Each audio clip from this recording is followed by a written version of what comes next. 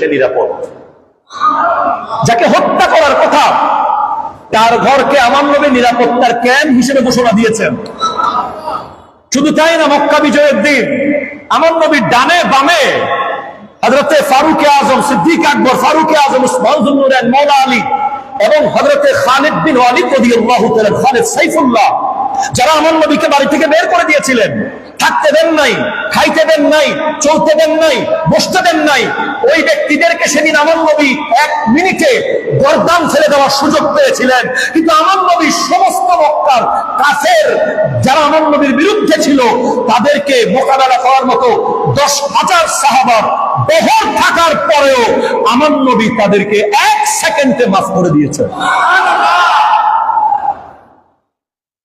কেন?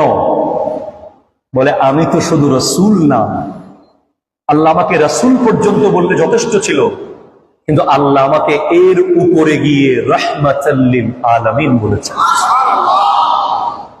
আমার নবীর একটা চরিত্র আমরা একটু ধারণ করি। আগামী 1 মাস আমরা শুধু মাফ করব। কারা কারা পারবেন একটু হাত তোলেন।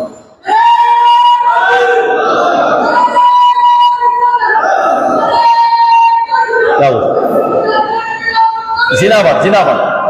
আপনার বাইক যদি কেউ এসে মেরে দেয়, মাফ করে দেবেন। আপনাকে কেউ যদি একটা গুতা দেয়, মাফ করে দিবেন। বকা দেয়, মাফ করে দিবেন।